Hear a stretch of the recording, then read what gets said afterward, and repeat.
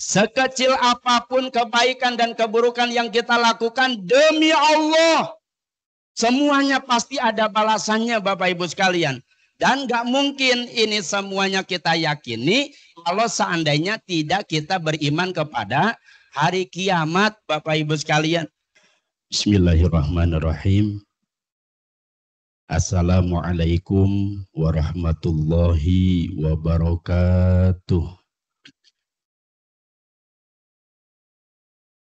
Alhamdulillahi rabbil alamin. Alhamdulillahilladzi anzala sakinata fi qulubil mu'minin liyazdadu imanan ma'a imanihim.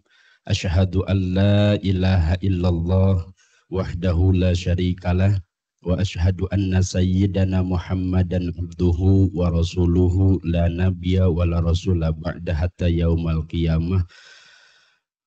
Allahumma sholli wa sallim ala sayyidina Muhammadin wa ala alihi wa ashabihi ajma'in. Rabbi shrah li sadri wa yassir li amri wahlul 'uqdatam min lisani yafqahu qawli. Allahumma iftah lana futuhal 'arifina bihikmatika wansur alaina rahmataka wa dzakirna manasina ya dzal jalali wal ikram. Allahumma yasir lana wa la tu'sir alaina fil ilmi wad dini wad dunya wal akhirah. Allahumma iftah lana hikmataka wansur alaina rahmataka ya dzal jalali wal ikram. Allahumma inna nas'alukal huda wat tuqa wal afafa wal ghina. Allahumma rzuqna taqwa wal istiqomah ya Allah. Allahumma inna nas'aluka husnal khatimah wa na'udzubika min su'il khatimah. Allahumma hawin alaina fi syakaratil maut. Allahumma hawin alaina fi syakaratil maut. Allahumma hawin alaina fi syakaratil maut wa najjata minan nari wal afwa indal hisab. Allahumma ansuril ikhwananal muslimin wal mustad'afin wal madlumin wal mujahidin fi Filistin ya Allah wa fi kulli zamani wa fi kulli makan. Rabbana atina fid dunya hasanah wa fil akhirati hasanah wa qina adzabannar. Allahumma hasil maqasidana istajib doa'ana ya Allah. Amin ya Allah ya rabbal alamin. Yang saya hormati guru kita semuanya, Kiai Haji Abdullah Gimnastiar. Mudah-mudahan dimuliakan oleh Allah Subhanahu wa Ta'ala. Yang saya hormati seluruh pimpinan yang berada di Darut Tauhid, alladzina lam yudhkar ismuhum takriman wa ta'diman lahum, yang tidak bisa saya sebutkan satu persatu namanya tanpa mengurangi rasa hormat dan ketadiman saya. Insya Allah mudah-mudahan dimuliakan oleh Allah Subhanahu wa Ta'ala. Bapak, Ibu, sahabat-sahabat sekalian juga yang sama-sama hadir pada kesempatan ini, insya Allah mudah-mudahan kita semuanya juga dimuliakan oleh Allah Subhanahu wa Ta'ala. Segala puji hanya milik Allah Subhanahu wa Ta'ala. Allah zat yang telah memberikan kepada kita semuanya segala limpahan nikmat, karunia, hidayah dan taufiknya, sehingga alhamdulillah Allah Subhanahu wa Ta'ala masih memberikan kesempatan kepada kita semuanya untuk bisa melaksanakan berbagai macam ketaatan, ibadah kepada Allah Subhanahu wa Ta'ala, wabil khusus silaturahim yang kita laksanakan pada kesempatan ini. Insya Allah mudah-mudahan dicatat, dijadikan oleh Allah Subhanahu wa Ta'ala sebagai amal solih. Jadi jalan penggugur dari setiap dosa dan kemaksiatan yang sudah kita lakukan, jadi jalan keselamatan, kebahagiaan untuk kita semuanya, baik hidup di dunia ataupun di akhirat kelak, insya Allah. Amin ya Allah ya rabbal alamin. Bapak, Ibu, sahabat-sahabat sekalian, insya Allah kita akan membahas tafsir Quran surah Al-Baqarah dari ayat yang pertama. Bismillahirrahmanirrahim. Qala al-musannifu rahimahullah wa nafa'ana wa bi'ulumihi wa bi'ulumi salihina fid dharaini amin ya Allah ya rabbal alamin. Suratul Baqarati. Ini adalah surah Al-Baqarah. Al-Baqarah itu artinya adalah sapi betina. Kenapa disebut dengan suratul Baqarah? karena di dalamnya ada perintah dari Allah Subhanahu wa taala kepada orang-orang Bani Israel untuk menyembelih sapi betina. Maka disebut dengan Suratul Baqarah. Madaniyatun, surah Baqarah ini diturunkan oleh Allah Subhanahu wa taala setelah Rasulullah Shallallahu alaihi wasallam hijrah. Mi'atani wasitun aw sab'un wa thamanuna ayatan. Ayatnya berjumlah 286. Hanya saja ada yang berpendapat bukan 286, 287. Kalau yang berpendapat 208 kan sebagai ayat yang pertama. Pendapat diantaranya adalah Imam Ibnul Mubarak. Karena menurut Imam Ibnul Mubarak, Bismillahirrahmanirrahim itu adalah ayatun min kulli surah. Satu ayat dari setiap surah. Itu yang dijelaskan oleh Imam Nawawi dalam kitab Kasyifatus Saja ketika membahas apakah Bismillahirrahmanirrahim termasuk ke dalam satu ayat dari setiap surat atau tidak. Alif Lam Mim. Allahu, Allah saja, Allah lah, a'lamu yang lebih mengetahui, bimuradihi dengan apa yang dimaksud oleh Allah, bidzalika dengan alif lam mim. Menjelaskan terkait alif lam mim, para ulama terbagi ke dalam dua golongan. Yang pertama, ulama yang berpendapat bahwa alif lam mim ini termasuk ke dalam ayat mutasyabihat. Maka ketika ditanyakan apa makna daripada alif lam mim, pasti jawabannya Allahu a'lamu bimuradihi bidzalika. Pendapat yang kedua menyatakan bahwasanya alif lam mim ini termasuk ke dalam ayat muhkamat.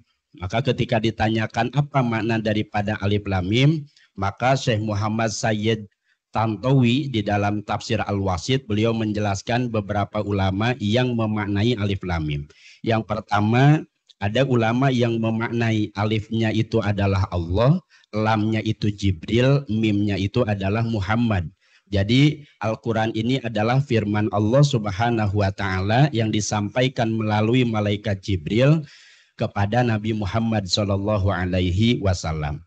Yang kedua, ulama yang memaknai alifnya itu adalah Allah, lamnya itu lutfullah, kelembutan Allah, mimnya majidullah, keagungan Allah Subhanahu wa ta'ala. Yang ketiga, ulama yang berpendapat bahwa alif lam mim itu adalah nama selain daripada surah Al-Baqarah.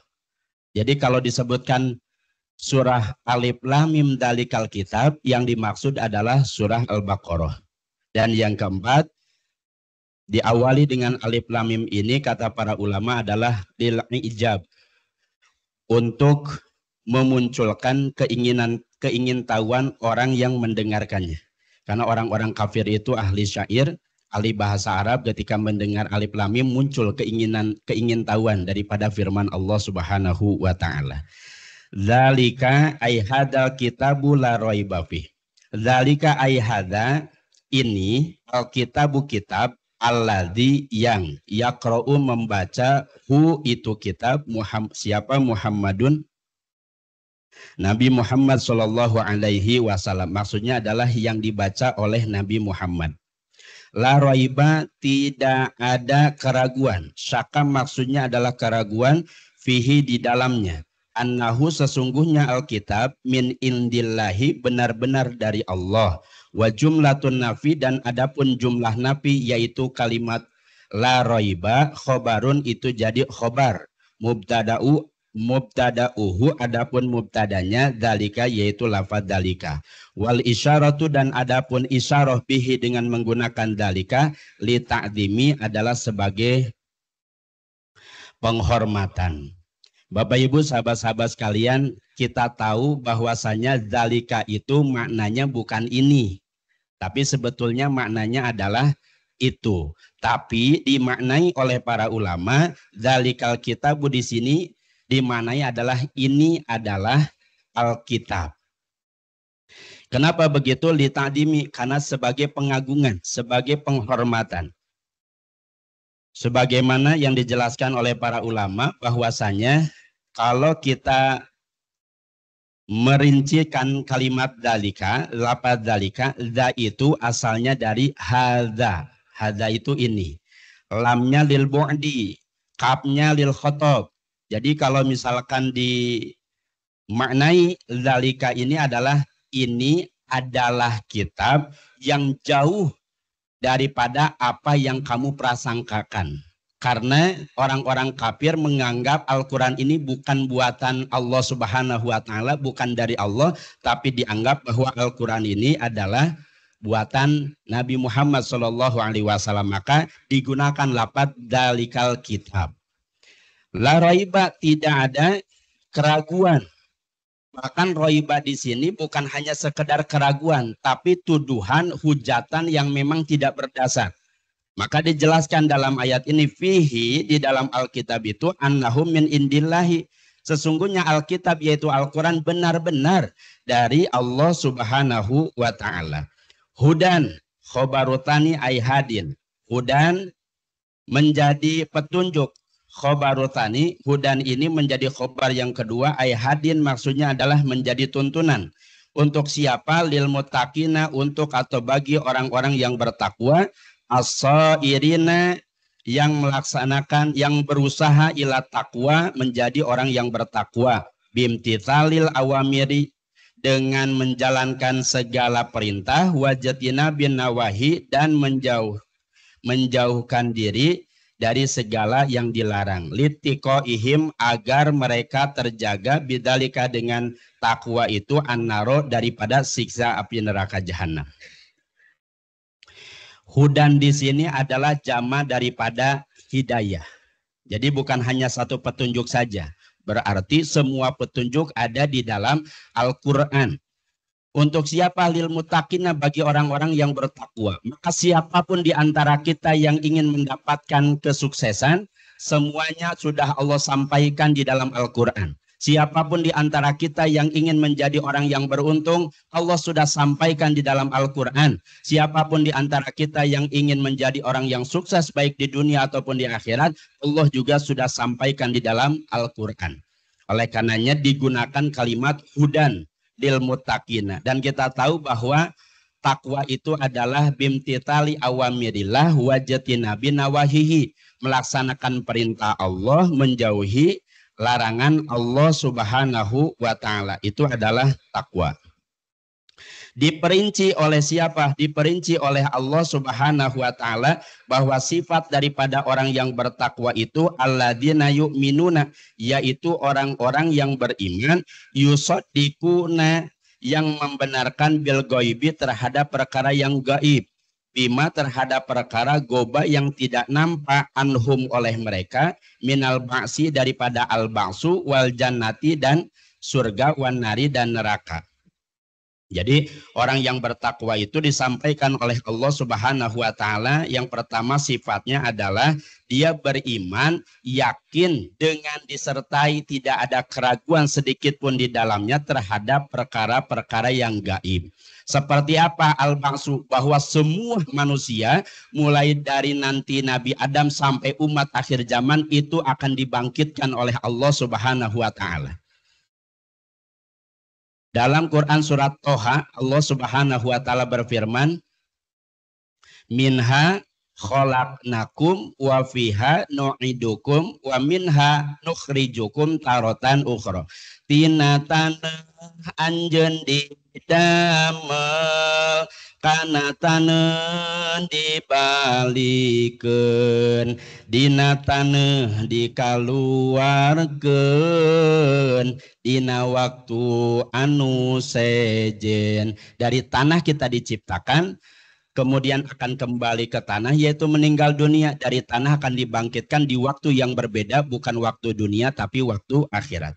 Sebagaimana yang disampaikan oleh Rasulullah Shallallahu Alaihi Wasallam, seluruh manusia mulai dari Nabi Adam sampai umat akhir zaman itu akan dibangkitkan dalam keadaan telanjang, tidak menggunakan sehelai pun. Maka pada saat itu Siti Aisyah bertanya, ya Rasulullah, apakah pada saat itu laki-laki dan perempuan semuanya dibangkitkan dalam keadaan bersamaan? Maka kata Nabi, iya, laki-laki dan perempuan pada saat itu akan dibangkitkan dalam keadaan bersamaan. Maka Siti Aisyah bertanya kembali, kalau begitu ya Rasulullah, satu dengan yang lainnya, laki-laki dan perempuan itu bisa melihat satu sama lain auratnya. Maka Rasulullah Shallallahu Alaihi Wasallam menjawab, pada saat itu perkaranya sungguh sangat dahsyat, sampai-sampai orang tidak ada kesempatan untuk melihat aurat yang lainnya. Bapak Ibu yang dirahmati oleh Allah Subhanahu wa taala, kenapa demikian? Karena sudah ditampakkan surga dan neraka. Orang-orang itu ketakutan, apakah dia akan masuk ke dalam surga atau masuk ke dalam neraka jahanam. Bahkan nanti semua manusia akan dikumpulkan di alam mahsyar. Kurang lebih sebagaimana yang disampaikan dalam hadis adalah 50.000 tahun di alam mahsyar, yang satu harinya itu sama dengan 1.000 tahun di dunia. Bahkan saking ada yang lelah menunggu di alam mahsyar, sampai-sampai ada orang yang menyampaikan kepada Allah, ya Allah, gak apa-apa deh, masukkan saja saya ke dalam api neraka jahanam. Padahal dia tidak tahu siksaan neraka jahanam itu lebih dahsyat dibandingkan hanya sekedar menunggu di alam mahsyar. Dan Rasulullah menyampaikan siksaan yang paling ringan di neraka jahanam itu adalah kaki baru nempel di bara api, itu otak sudah langsung mendidih. Itu siksaan yang paling ringan di neraka jahanam. Jangankan siksaan yang paling ringan di neraka jahanam, dengan air mendidih saja kita nggak mau masukin tangan kita ke dalam air mendidih. Kenapa? Karena kita tahu masukin ke dalam air mendidih, tangan ini melepuh, tangan ini sakit. Tapi nggak sampai otak mendidih. Sementara di akhirat, dalam neraka jahanam, siksaan yang paling ringan itu adalah kaki baru nempel di bara api, naudzubillah, otak sudah langsung mendidih. Maka bagi orang-orang yang beriman tentu tidak mengharapkan bahwa kita semuanya masuk ke dalam neraka jahanam, tapi kita berharap Allah Subhanahu wa taala memasukkan kita ke dalam surganya Allah Subhanahu wa taala. Jadi yang pertama, sifat daripada orang yang bertakwa itu adalah beriman, meyakini kepada perkara yang gaib, termasuk surga dan neraka jahanam. Walaupun sampai saat ini kita belum pernah melihat surga, walaupun sampai saat ini kita belum pernah melihat neraka jahanam, kalau menurut akal mah surga dan neraka bisa jadi ada, bisa jadi tidak ada. Karena sampai saat ini kita belum pernah melihat. Kita tahu bahwasanya hukum itu ada 3, ada hukum syara, ada hukum akal, dan ada hukum adat. Kalau hukum akal dengan hukum syara bertentangan, maka yang harus diambil adalah hukum syara. Karena Allah dan Rasulnya sudah menyampaikan di dalam Al-Quran, surga dan neraka itu ada. Sekalipun kita belum pernah melihat surga dan neraka, sekalipun kita belum pernah jalan-jalan healing ke surga, sekalipun kita belum pernah melihat fotonya, tapi karena Allah dan Rasulnya sudah menyampaikan surga dan neraka itu ada, wajib bagi kita semuanya untuk meyakini bahwa surga dan neraka itu ada. Wa yuqimuna sholata. Sifat yang kedua daripada orang yang bertakwa itu adalah mendirikan sholat. Ayatu nabiha, maksudnya adalah melaksanakan sholat bihuquqiha, dengan hak-haknya sholat. Maksudnya sholat yang kita kerjakan harus disertai dengan ilmunya. Karena sholat yang tidak disertai ilmunya, sebagaimana Syekh Ruslan dalam kitab Zubad menyampaikan, wa kullu man bi ghairi ilmin ya'malu a'maluhu mardudatun la tuqbalu. Setiap amal ibadah yang tidak disertai dengan ilmunya, mardudatun la tuqbalu, ditolak, tidak diterima oleh Allah Subhanahu wa taala. Dan yang menariknya, Allah Subhanahu wa taala dalam ayat ini menggunakan kalimat wa yuqimuna sholah. Aqoma yuqimu, Allah tidak mengatakan ya'miluna sholah atau yasiluna sholah. Solu, i'malu, kan nggak begitu perintahnya. Tapi yang justru digunakan kalimatnya adalah aqoma yuqimu sholah.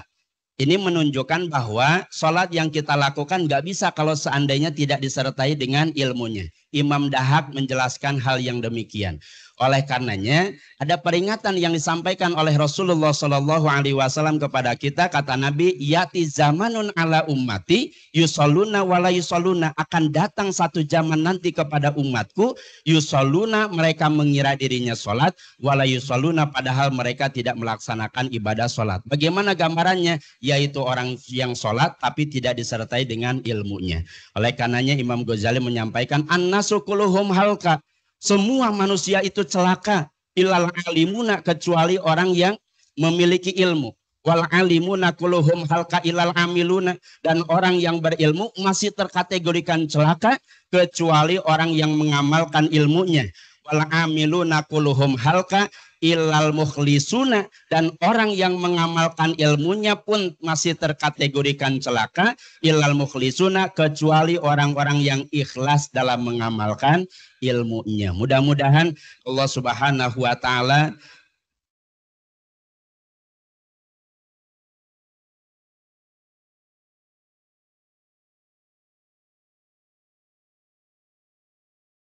bil menunggu AA izin untuk melanjutkan, Bapak Ibu sekalian.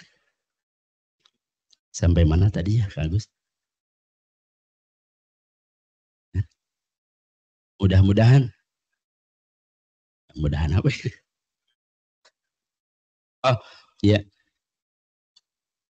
jadi semua manusia itu celaka kalau tidak memiliki ilmu, karena bagaimana mungkin bisa melaksanakan ibadahnya dengan benar kalau seandainya ilmunya saja tidak mengetahui. Maka pentingnya kenapa memiliki ilmu, pentingnya kenapa untuk belajar ilmu, karena dengan ilmu itu kita bisa memperbaiki setiap amal ibadah kita kepada Allah Subhanahu wa taala. Tapi ternyata belum ada jaminan orang yang berilmu pun bisa selamat, masih terkategorikan celaka kecuali orang yang berilmu dan mengamalkan ilmunya.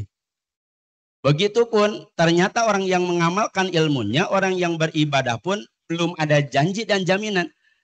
Kecuali orang yang mengamalkan ilmunya tuh ikhlas karena Allah Subhanahu wa ta'ala. Oleh karenanya dalam Quran surat Al-Ghasyiyah, Allah Subhanahu wa ta'ala berfirman, hal atakal hadithul wujuhu yauma idzin amilatun taslanaron.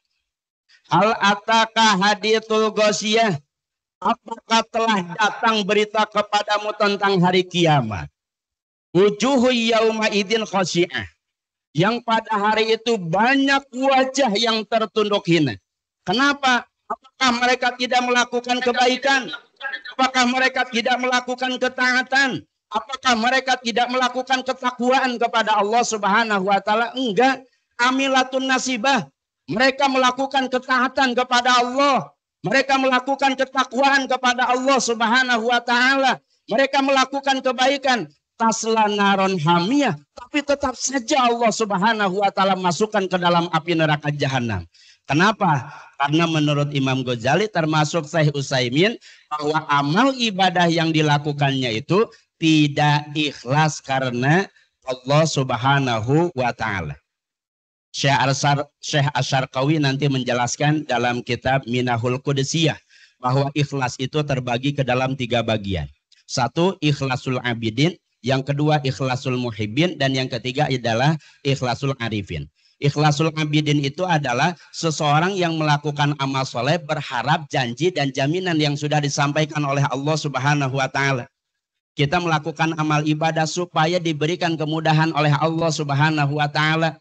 Kita beribadah ingin mendapatkan surga, ikhlas atau bukan? Halo? Ikhlas atau bukan? Ingin dapat surga, ikhlas atau bukan? Ikhlas menurut Imam Asyarqawi pada tingkatan yang pertama. Karena kita ingin surga, ingin dimudahkan oleh Allah, semuanya sudah dijanjikan, dijaminkan, disampaikan oleh Allah dan Rasulnya. Para sahabat dimotivasi oleh Rasulullah Shallallahu Alaihi Wasallam dalam salah satu perang jihad fisabilillah, kata Nabi, siapa yang ikut berperang maka surga jaminannya. Para sahabat bersemangat karena ingin mendapatkan surga daripada Allah Subhanahu wa taala. Tidak salah Orang ketika melakukan amal ibadah, sedekah, ya Allah mudah-mudahan kalau seandainya sedekah ini adalah bagian daripada amal soleh, ya Allah hantarkan saya untuk bisa melaksanakan haji dan umroh.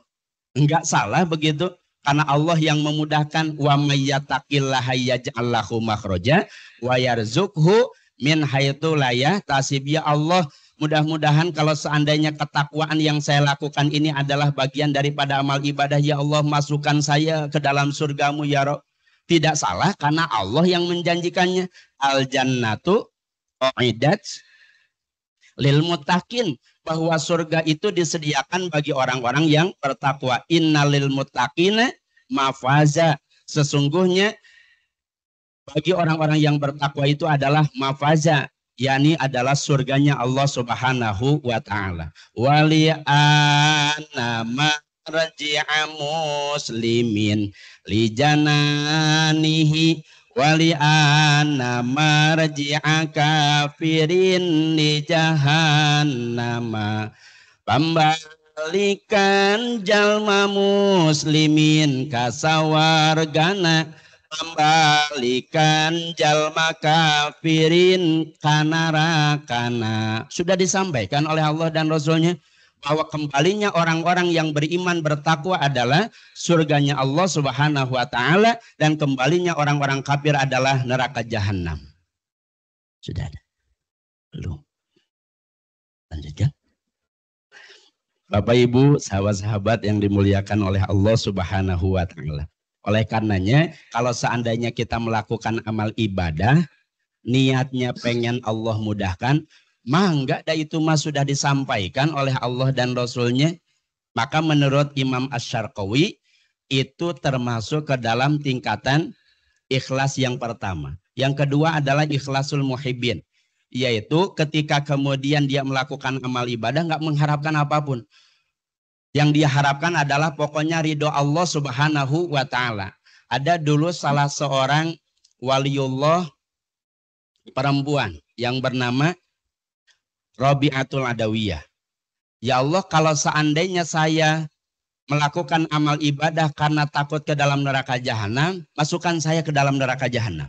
Kalau seandainya saya beribadah untuk ingin masuk ke dalam surga, jangan masukkan saya ke dalam surga.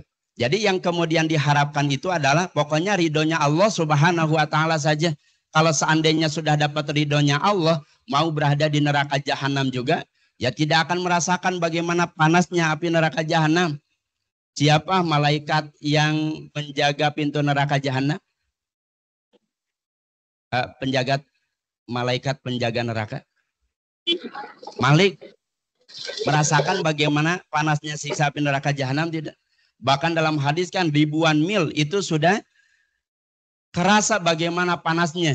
Tapi malaikat enggak merasakan panas. Kenapa? Karena ada ridhonya Allah Subhanahu wa taala. Dan yang ketiga adalah ikhlasul arifin. Ikhlasul arifin itu bukan hanya sekadar ingin dapat ridhonya Allah, bahkan dirinya saja meyakini bahwa tidak ada kemampuan, tidak ada kekuatan, tidak ada daya upaya untuk melakukan berbagai macam ketaatan ibadah kepada Allah, kecuali semuanya karena ditolong oleh Allah Subhanahu wa taala. Maka orang-orang yang memanai betul, menjiwai betul, menerapkan di dalam dirinya kalimat la haula wala quwata illa billahil aliyil azim, tidak ada kekuatan untuk bisa menjauhkan diri daripada perbuatan dosa dan kemaksiatan. Tidak ada daya upaya untuk melakukan berbagai macam ketaatan ibadah kepada Allah Subhanahu wa taala illa billahil aliyil azim, kecuali dengan pertolongan daripada Allah Subhanahu wa taala. Bapak Ibu yang dirahmati oleh Allah Subhanahu wa taala, jadi sifat yang pertama orang-orang yang bertakwa itu adalah beriman kepada perkara yang gaib, perkara yang tidak nampak. Jin, Bapak Ibu sekalian, nampak atau tidak? Terlihat atau tidak? Boleh acungkan tangannya yang pernah melihat jin. Pak Eka udah pernah lihat jin? Belum. Ingin lihat jin? Enggak mau.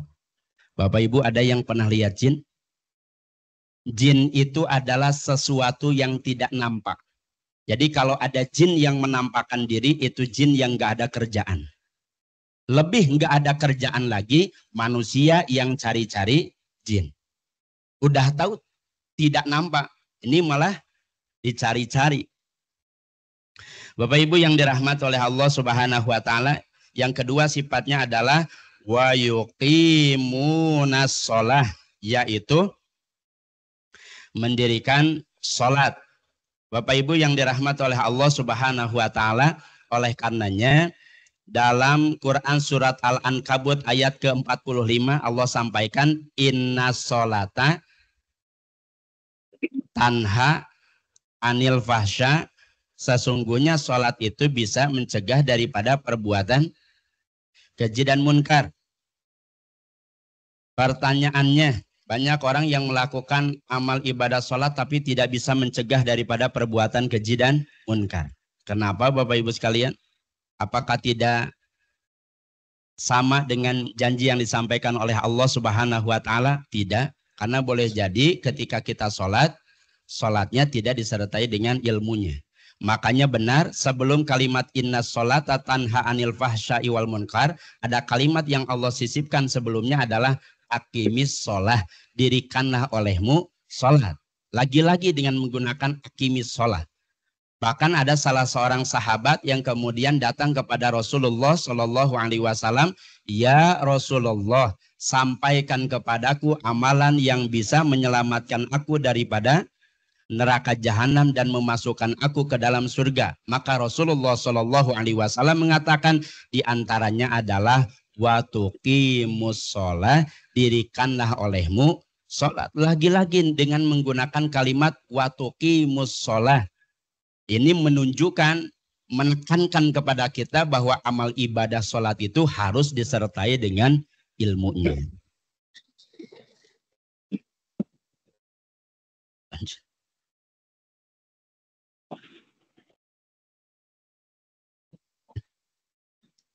Si panjang ya, udah habis materinya.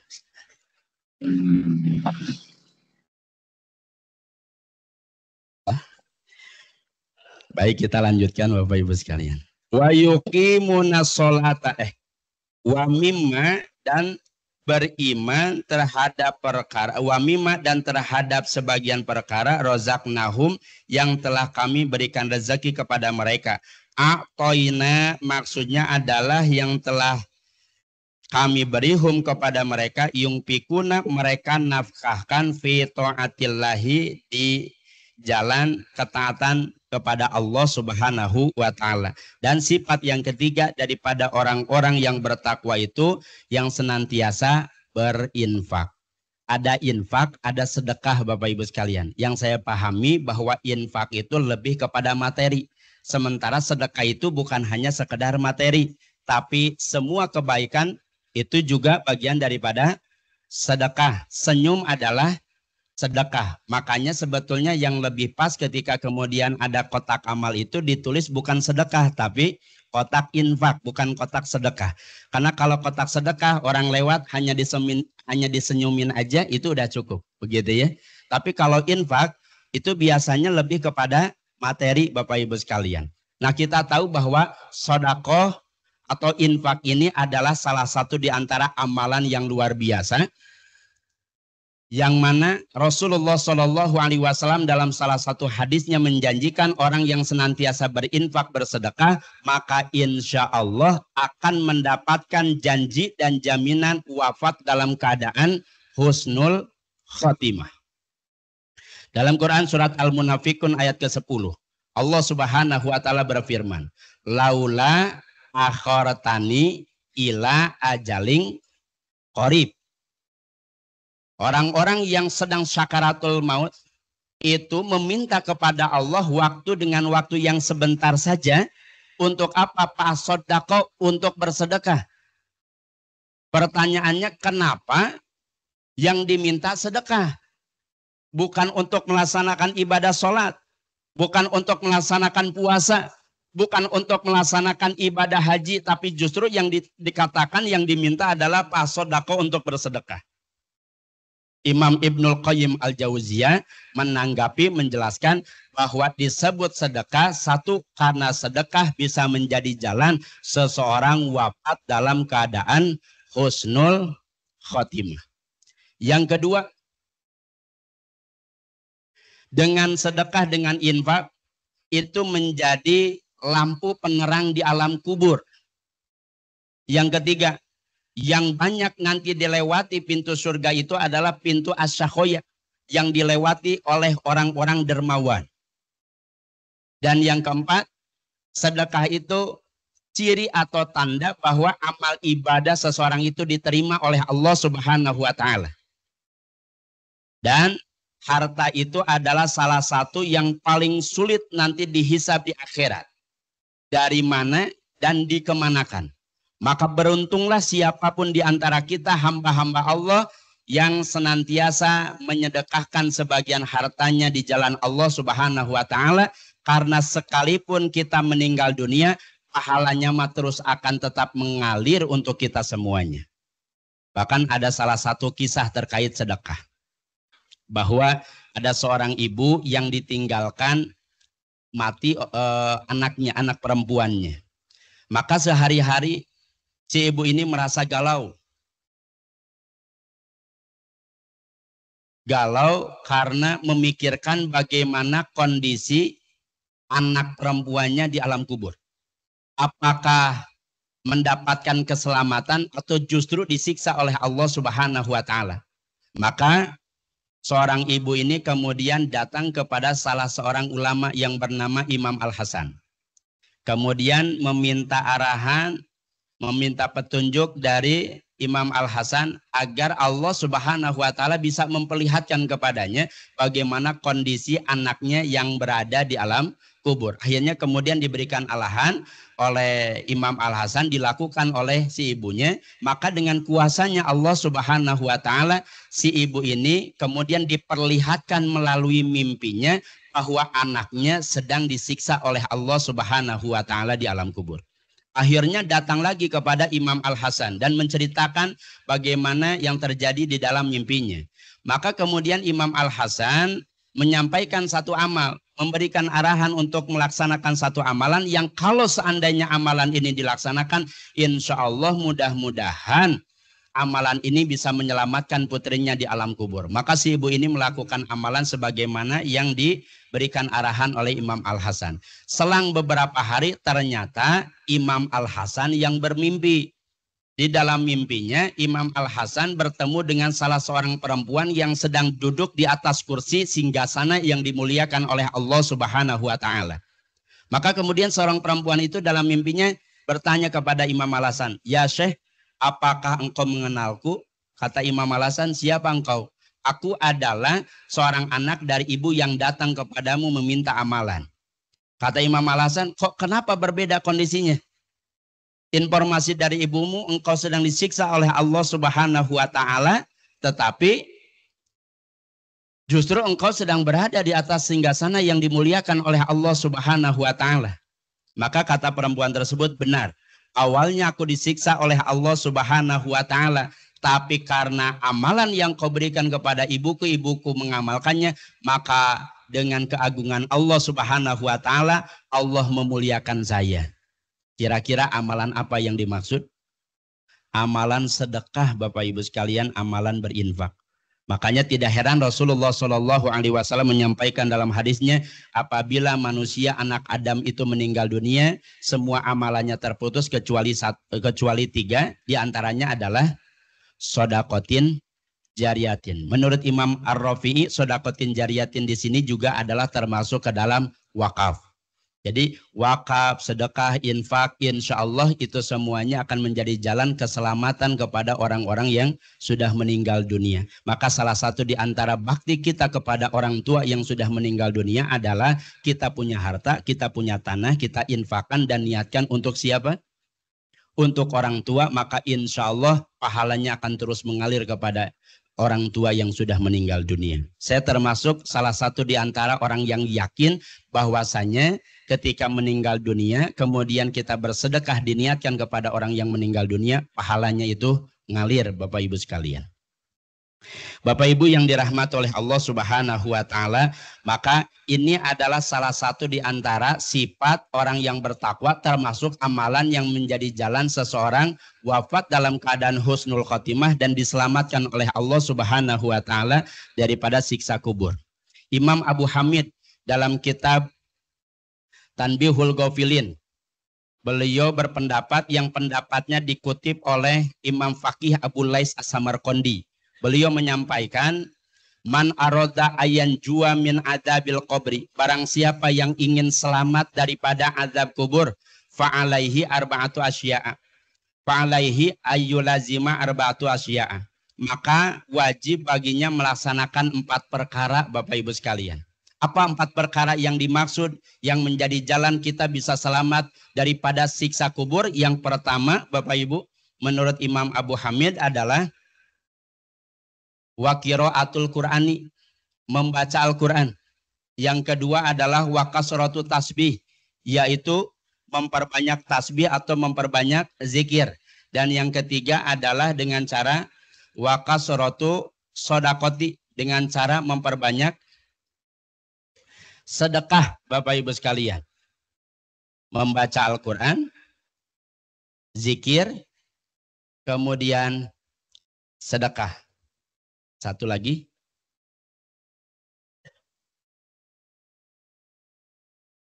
lupa lagi ya Bapak Ibu sekalian, mohon maaf.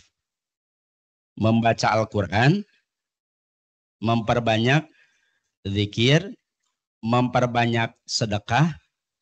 Yang terakhir, wallahu a'lam bishawab. Bapak Ibu yang dirahmati oleh Allah Subhanahu wa taala, jadi yang ketiga sifat daripada orang yang bertakwa itu wa mimma razaqnahum yunfikun. Jadi sering memberi. Kalau misalkan kita Allah mudahkan, ada seseorang yang sedang dalam keadaan susah kemudian kita membantu, berarti itu salah satu di antara ketakwaan di dalam diri kita, bahwa takwa itu ada di dalam diri kita, Bapak Ibu sekalian. Terlebih lagi bahwa memberi sedekah, infak kepada orang lain itu adalah amalan yang paling utama setelah beriman kepada Allah Subhanahu wa taala. Imam Nawawi dalam kitab Nasaihul Ibad di sana menyampaikan ada 2 amalan khoslatani, 2 perkara yang tidak ada yang melebihi 2 perkara ini. Mana? Yang pertama adalah iman kepada Allah Subhanahu wa taala, yang kedua adalah membahagiakan orang lain, idkharus surur alal muslimi, yaitu dengan cara bersedekah, dengan cara berinfak, dengan cara berwakaf. Bapak Ibu yang dirahmati oleh Allah Subhanahu wa taala, manakala kemudian kita membahagiakan, membantu orang lain, maka sebagaimana yang disampaikan dalam hadis, wallahu fi aunil abdi makanal abdu fi auni khi.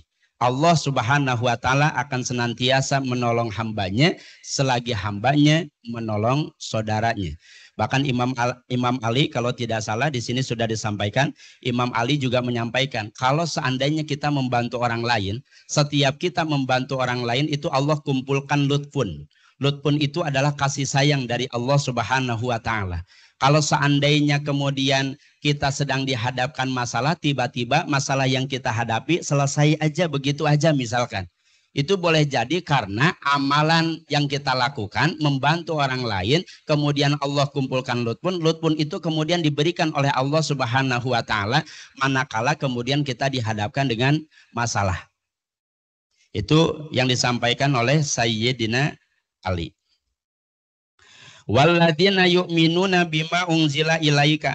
Terus kemudian yang keempat, sifat daripada orang yang bertakwa adalah alladzina yu'minuna, yaitu orang-orang yang mereka beriman bima terhadap perkara unzila yang telah diturunkan ilaika kepadamu, ayal Quran, maksudnya adalah Al-Quran, wama, dan terhadap perkara unzila yang telah diturunkan min qablika, dari sebelum kamu wahai Muhammad, ayat Taurati, maksudnya adalah Taurat, wal Injili, dan Injil, wa ghairihima, dan selain keduanya yaitu Taurat dan Injil. Kita juga meyakini bahwa Al-Quran itu adalah daripada Allah Subhanahu wa ta'ala. Al-haqqu min rabbikum falatakunana minal mumtarin. kebenaran itu datangnya daripada Allah Subhanahu wa taala, maka janganlah kalian ragu untuk mengambilnya.